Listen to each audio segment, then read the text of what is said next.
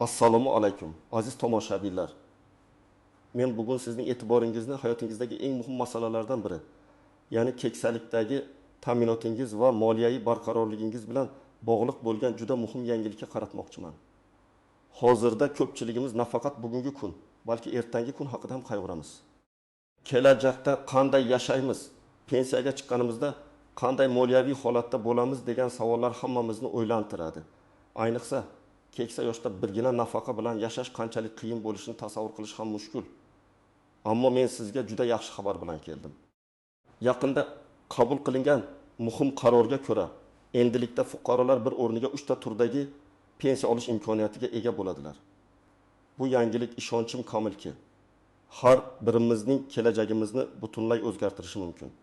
Bugun men aynan shu yangilikning barcha jihatlarini, kim qancha pensiya olishi mumkinligini va buning uchun nimalar qilish kerakligini batafsil tushuntirib beraman. Shu sababli iltimos, diqqatingizni jamlang. Chunki bu ma'lumot sizning shaxsiy moliyaviy kelajagingiz uchun kritik darajada muhimdir. Agar siz kelajakdagi hayotingizni yanada xavfsiz va farovon ko'rishni istasangiz, kanalimizga obuna bo'lishni va ushbu videoga like bosishni unutmang. Bu bizga kelajakda ham siz uchun shunga o'xshash foydali kontent tayyorlashga yordam beradi. Keling, avvalgi tizim qanday ishlaganiga bir nazar tashlaylik. Ilgari ko'pchilik odamlar uchun pensiya tizimi nisbatan sodda edi. Siz ma'lum bir yoshga yetganingizda va yetarli ish stajiga ega bo'lganingizda davlat tomonidan belgilangan birgina asosiy mehnat pensiyasini olardik. Bu pensiya asosan sizning ish stajingiz davomiyligi va ish haqingizdan ajratilgan ijtimoiy to'lovlar miqdori asosida hisoblanar edi. Agar sizda ish staji yetarli bo'lmasa yoki umuman ishlamagan bo'lsangiz, ko'pincha sizga faqatgina ijtimoiy nafaqa tayinlangan. Bu tizimda garchi u bir qancha ijtimoiy himoya mexanizmlarini o'z ichiga olgan bo'lsa-da, ba'zi kamchiliklar mavjud edi. Masalan, birgina pensiya ko'pincha keksayganida turmush darajasini to'liq saqlab qolish uchun yetarli bo'lmasdi. Bu esa ko'plab odamlarni qiyin ahvolga solib qo'yardi. Bundan tashqari aholining demografik tarkibidagi o'zgarishlar, ya'ni pensiya yoshiga yetganlar sonining ko'payishi va ishlaydigan aholi sonining nisbatan kamayishi pensiya jamg'armalariga katta bosim o'tkazayotgan edi. Davlat jamg'armalari hisobidan barcha pensiya to'lovlarini moliyalashtirish tobora qiyinlashib borardi. Bu vaziyatda pensiya tizimini isloh qilish, uni yanada barqaror, adolatli va eng muhimi fuqarolar uchun manfaatli qilish zaruriyati paydo bo'ldi. Mana endi diqqat qiling. Uchta pensiya tushunchasining mohiyati aynan nimadan iborat? Bu shuni anglatadiki, siz endilikda nafaqat davlat tomonidan to'lanadigan asosiy pensiyaga umid qilishingiz, balki o'z kelajagingizni mustahkamlash uchun yana ikki qo'shimcha moliyaviy oqimni shakllantirishingiz mumkin bo'ladi. Ya'ni bu uchta alohida chek yoki uchta alohida to'lov degani emas. Balki keksayganingizda sizga moliyaviy ta'minot beruvchi 3 xil manba yoki tizim mavjud bo'lishini anglatadi. Keling, har birini batafsil ko'rib chiqaylik. Birinchi pensiya turi bu asosiy davlat mehnat pensiyasi.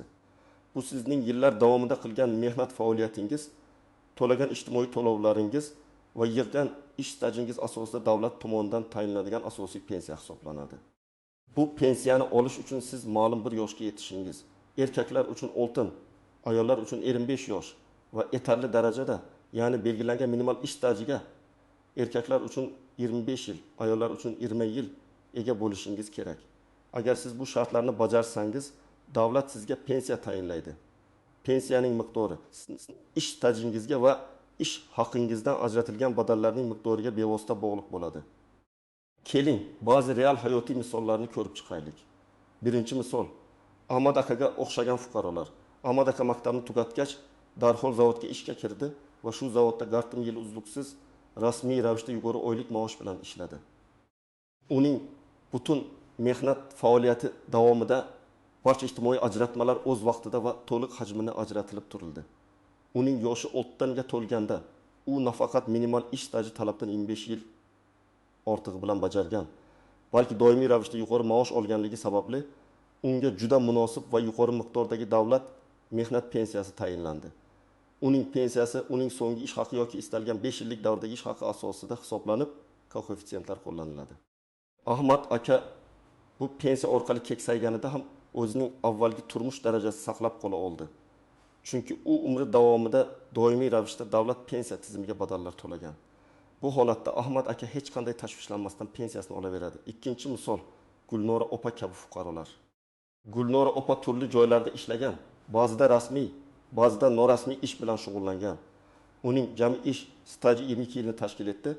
Bu ayollar uchun belgilangan minimal 20 yillik talabdan biroz ortiq. Biroq uning ish haqi doimiy bo'lmagan va ba'zi joylarda u minimal darajada bo'lgan. Shuning uchun uning pensiya jamg'armasiga to'lagan badallari Ahmad akaniga nisbatan kamroq bo'lgan. Gulnora opa 25 yoshga yetganida unga davlat mehnat pensiyasi tayinlandi, ammo uning miqdori Ahmad akaning pensiyasidan ancha past bo'ldi.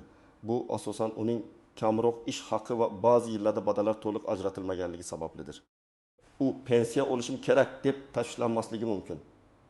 Ammo uning pensiyasi miqdori uning turmush darajasini to'liq qondirmasligi mumkin. Shuning uchun uning uchun qo'shimcha daromad manbalarini izlash zarurati tug'iladi. Uchinchi misol, Jasur aka. U ko'p yillar davomida chet elda ishlagan.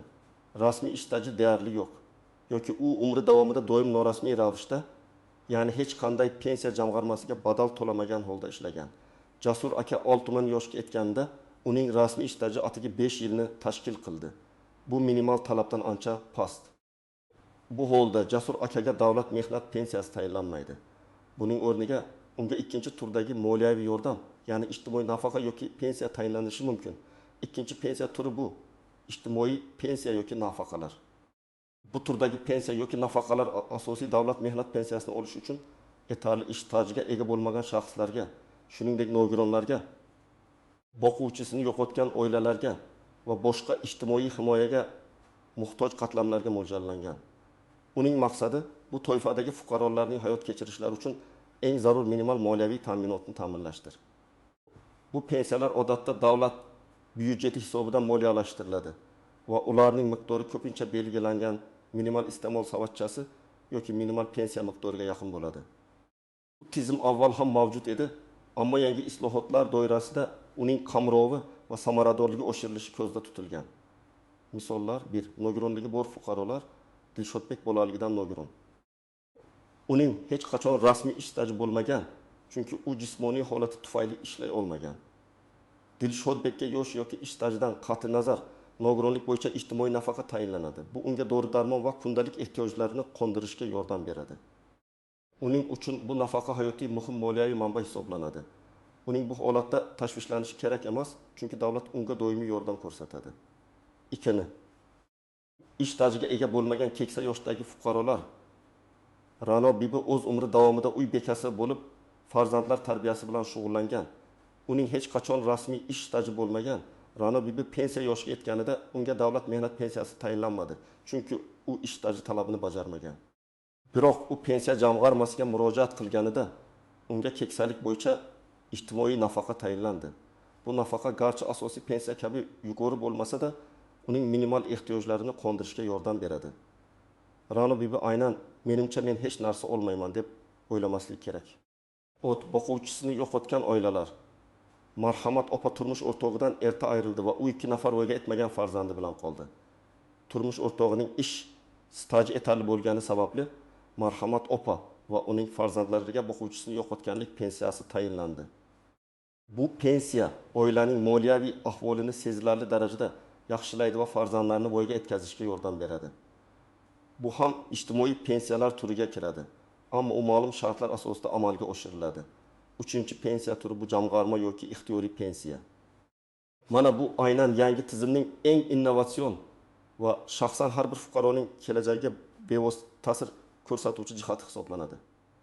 Bu shuni anglatadiki, siz davlat pensiyasi va ehtimol ijtimoiy nafaqalardan tashqari o'z keksayganligingiz uchun 3-chi qo'shimcha daromad manbasini yaratishingiz mumkin. Bu davlat tomonidan to'lanadigan pensiya emas, balki davlat tomonidan to'lanadigan, titga solinadigan va rag'batlantiriladigan shaxsiy jamg'arma yoki sarmoya tizimidir. Bu tizim sizga o'z xohishingizga ko'ra qo'shimcha mablag' yig'ish imkoniyatini beradi. Uning bir necha shakli mavjud bo'lishi mumkin. Shaxsiy jamg'arma pensiya fondlari siz oylik maoshingizdan ma'lum bir qismini, masalan 5-10% yoki istalgan boshqa miqdorni ixtiyoriy ravishda davlat tomonidan litsenziyalangan shaxsiy pensiya jamg'armasiga o'tkazishingiz mumkin. Bu mablag'lar malakali mutaxassislar tomonidan investitsiya qilinadi va yillar davomida foizlar hisobiga ko'payadi. Pensiya yoshiga yetganingizda sizga bu jamg'arilgan mablag'lar ham pensiya shaklida, ya'ni har oyda ma'lum miqdorda to'lab beriladi. Bu sizning asosiy davlat pensiyangizga qo'shimcha daromad manbai bo'ladi. 2. Ish beruvchi tomonidan qo'llab-quvvatlanadigan pensiya sxemalari. Ba'zi yirik korxonalar yoki tashkilotlar o'z xodimlari uchun korporativ pensiya rejalarini joriy etishi mumkin. Bu rejalarga ko'ra ish beruvchi ham xodimning pensiya jamg'armasiga o'z hissasini qo'shadi. Bu xodim uchun qo'shimcha rag'batlantirish va keksayganda yanada farovon hayot kechirish imkoniyatini yaratadi. 3. Davlat tomonidan rag'batlantiriladigan investitsiya vositalari. Davlat fuqarolarni pensiya uchun mablag' yig'ishga undash maqsadida turli soliq imtiyozlari yoki boshqa rag'batlantirish mexanizmlarini joriy etishi mumkin. Masalan, sizning shaxsiy pensiya jamg'armangizga kiritilgan mablag'lardan soliq ushlab qolinmasligi yoki ma'lum foizlar qo'shilishi mumkin. Bu ham sizning yig'gan mablag'laringizni oshirishga xizmat qiladi. Misollar: Shahodat opa, u davlat muassasasida o'qituvchi bo'lib ishlaydi.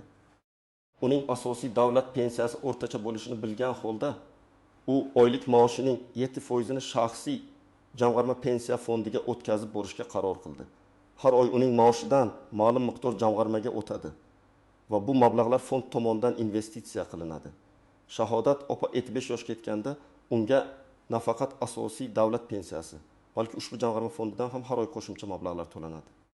Bu unga dam olish kunlarida sayohat qilish, nevaralarga sovg'alar olish va turmush darajasini yanada yaxshilash imkoniyatini beradi. Uning uchun bu moliyaviy xavfsizlikning muhim ustuni hisoblanadi. 2.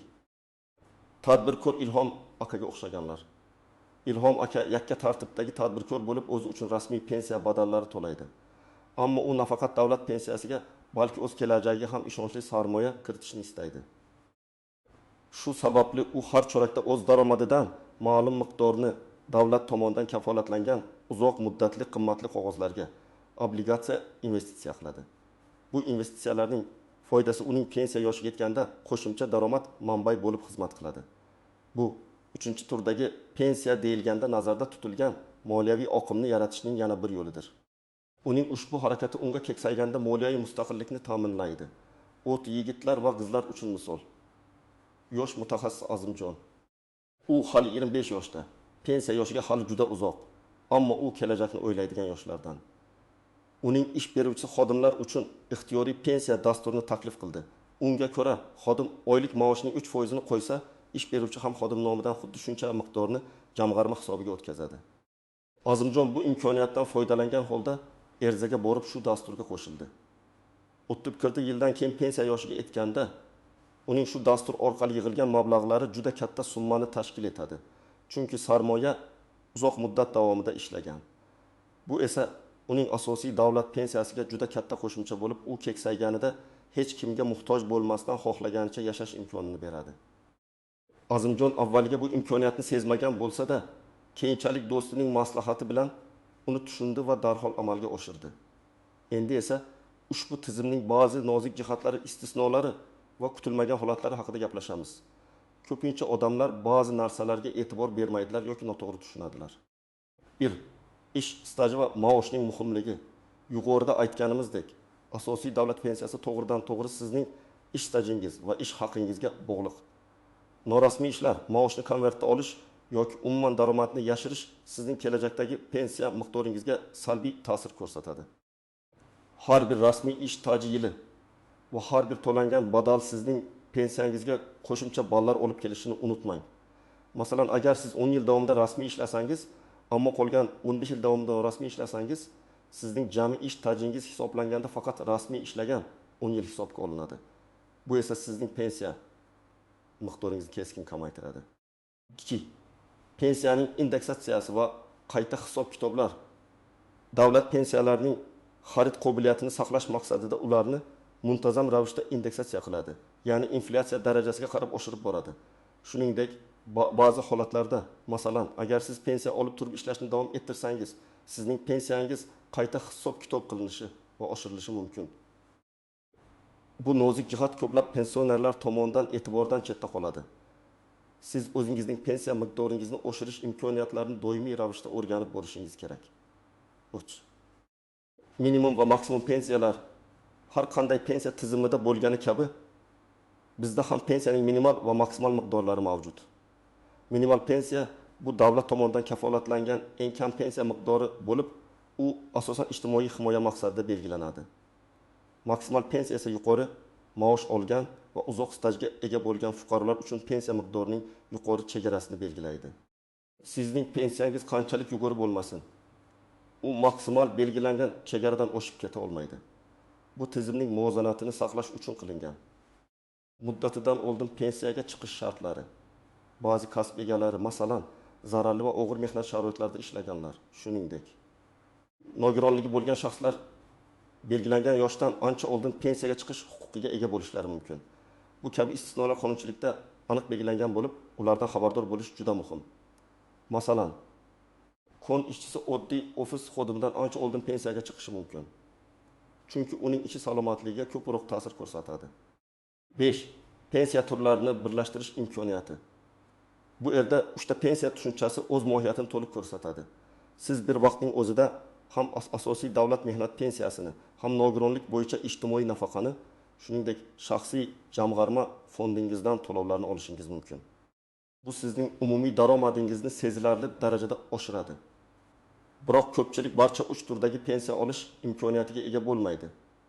Masalan, agar sizda yetarli ish staji bo'lsa, sizga ijtimoiy nafaqa tayinlanmasligi mumkin. Chunki asosiy pensiya sizning minimal ehtiyojlaringizni qondirishi kutiladi. Bu nuqta juda muhim. Chunki ko'pchilik 3 ta pensiya olaman deb noto'g'ri tushunishi mumkin. Aslida bu 3 ta potensial moliyaviy oqimdir va siz ularning har biridan foydalanish uchun o'z shartlaringizga ega bo'lishingiz kerak. 6. Jamg'arma pensiya tizimining risklari. Garchi jamg'arma pensiyalari davlat tomonidan nazorat qilinsa-da, har qanday investitsiya singari ularda ham ma'lum risklar mavjud. Fondlarning samaradorligi investitsiyalarning qaytishi bozor sharoitlariga bog'liq bo'lishi mumkin. Shuning uchun jamg'arma fondini tanlashda uning obro'si, investitsiya strategiyasi va moliyaviy barqarorligini diqqat bilan o'rganish lozim. Hamma jamg'arma fondlari bir xil darajada daromadli bo'lmasligi mumkin. Bu esa sizning shaxsiy tanlovingizga bog'liq bo'ladi. 7. Qonunchilikdagi o'zgarishlar. Pensiya tizimi doimiy ravishda takomillashtirilib boriladigan soha. Shuning uchun qonunchilikdagi yangiliklardan doimiy ravishda xabardor bo'lish juda muhim. Ba'zi qoidalar o'zgarishi, yangi imkoniyatlar paydo bo'lishi yoki aksincha ba'zi imtiyozlar bekor qilinishi mumkin. Shu sababli pensiya tizimini doimiy ravishda o'rganib borish kerak. Xo'sh, aziz tomoshabinlar, bu yangi tizimdan maksimal darajada foydalanish uchun nimalar qilish kerak? Men sizga bir nechta aniq va amaliy maslahatlar beraman. Ish stajingizni va ajratmalaringizni muntazam tekshiring. Bu eng birinchi va eng muhim qadamdir. Sizning rasmiy ish stajingiz to'g'ri hisoblanganligiga, ish haqingizdan pensiya jamg'armasiga to'lovlar to'liq va muntazam ravishda ajratib turilganligiga ishonch hosil qiling. Buni siz pensiya jamg'armasining hududiy bo'limlariga murojaat qilib yoki hozirda mavjud bo'lgan elektron xizmatlar, masalan, my.gov.uz portali orqali amalga oshirishingiz mumkin. Agar qandaydir nomuvofiqliklar bo'lsa, darhol ish beruvchingiz bilan bog'laning va muammoni hal qiling. Ish stajingizni tasdiqlovchi barcha hujjatlarni, mehnat daftarchasi, ish haqi to'g'risidagi ma'lumotnomalar, arxiv ma'lumotnomalari tartibga solib saqlab qo'ying. Hatto kichik bir xato ham kelajakda sizning pensiyangiz miqdoriga salbiy ta'sir ko'rsatishi mumkin. 2. Pensiya jamg'armasiga yoki ijtimoiy himoya agentligiga murojaat qiling. Agar sizda pensiya tayinlash shartlari, uning miqdori yoki boshqa masalalar bo'yicha savollar tug'ilsa, mutaxassislardan aniq ma'lumot olishdan tortinmang. Ular sizga barcha qoidalarni tushuntirib berishadi va sizning shaxsiy vaziyatingizga qarab maslahatlar berishadi. Bu ayniqsa ijtimoiy nafaqalarni olish imkoniyatlarini aniqlashda muhimdir. Agar siz nogiron bo'lsangiz yoki boquvchingizni yo'qotgan bo'lsangiz, darhol murojaat qiling. 3. Moliyaviy maslahatchi bilan gaplashing va 3. Jamg'arma pensiya tizimini o'rganing. Bu sizning eng katta imkoniyatingizdir. Qanday qilib shaxsiy jamg'arma pensiya fondiga hissa qo'shishingiz mumkinligini, qaysi fondlar ishonchli ekanligini, investitsiya qilishning qanday usullari borligini bilib oling. Mutaxassislar sizga sizning daromadingiz, yoshingiz va kutilmalaringizga qarab eng maqbul strategiyani tanlashda yordam berishadi. Qancha erta boshlasangiz shuncha yaxshi, chunki murakkab foiz prinsipi uzoq muddatda juda katta farq qiladi. Misol uchun 25 yoshda boshlangan kichik oylik hissa 55 yoshga kelib, 45 yoshda boshlangan katta oylik hissadan ko'proq foyda keltirishi mumkin. 4. Barcha zarur hujjatlarni to'plang. Pensiya tayinlash uchun sizga shaxsiy guvohnoma, mehnat daftarchasi, ish haqi to'g'risidagi ma'lumotnomalar, tug'ilganlik haqidagi guvohnomalar, nikoh guvohnomasi va boshqa turli hujjatlar kerak bo'lishi mumkin. Ushbu hujjatlarning barchasini oldindan tayyorlab qo'yish jarayonini tezlashtiradi va qiyinchiliklarning oldini oladi. Agar qandaydir hujjatlaringiz yo'qolgan bo'lsa, ularni tiklash choralarini ko'ring. 5. Qonunchilikdagi o'zgarishlarni kuzatib boring. Pensiya tizimi statik emas. U doimiy ravishda takomillashtirilib boriladi. Shu sababli rasmiy manbalardagi yangiliklarni, bizning kanalimizdagi yangilanishlarni va mutaxassislarning tushuntirishlarini kuzatib borish siz uchun foydali bo'ladi. Bu sizga yangi imkoniyatlardan xabardor bo'lish va o'z pensiya huquqlaringizni to'liq ro'yobga chiqarishga yordam beradi. 6 jamg'arishni bugundan boshlang. Agar sizda 3 ta pensiya olish imkoniyati mavjud bo'lsa, ulardan biri sizning shaxsiy harakatlaringizga bog'liqdir. Hech qachon kech emas, ammo qancha erta boshlasangiz, natija shunchalik yaxshi bo'ladi. Kichik miqdordagi mablag'larni ham muntazam ravishda jamg'arish katta farq qilishi mumkin. Bu nafaqat moliyaviy mustaqillikni ta'minlaydi, balki sizga keksayganingizda hayotdan zavq olish imkonini beradi. Xulosa qilib aytganda, aziz do'stlar, 3 ta pensiya tizimi sizning keksalikdagi hayotingizni tubdan yaxshilash uchun ulkan imkoniyatdir. Bu davlat tomonidan berilgan shunchaki bitta pensiyaga bog'liq bo'lmasdan, balki o'z kelajagingizni o'zingiz shakllantirish imkoniyati anglatadi. Birinchi, pensiya sizning mehnat faoliyatingiz uchun davlatning minnatdorchiligidir. Ikkinchisi, ijtimoiy himoyaning mustahkam poydevori. Uchinchisi esa sizning o'zingiz va oilangiz uchun yaratgan qo'shimcha farovonlik manbaidir. Bu yangi tizimda maksimal darajada foydalanish uchun sizdan faol harakat va axborotdan xabardor bo'lish talab etiladi. Bugundan boshlab o'z pensiya kelajagingiz haqida o'ylang, zarur choralar ko'ring va moliyaviy erkinlikka erishing. Siz ushbu yangilik haqida qanday fikrdasiz? Sizningcha bu tizim hayotimizni qanchalik o'zgartira oladi? Izohlarda o'z fikrlaringizni yozib qoldiring. Agar ushbu video siz uchun foydali bo'lgan bo'lsa, iltimos unga like bosing va kanalimizga obuna bo'lishni unutmang. Bu bizga siz uchun yanada foydali va muhim ma'lumotlarni tayyorlashda ilhom beradi. Kelajakdagi farovon hayotingiz uchun hozirdan qayg'uring. E'tiboringiz uchun rahmat va keyingi videolarda ko'rishguncha.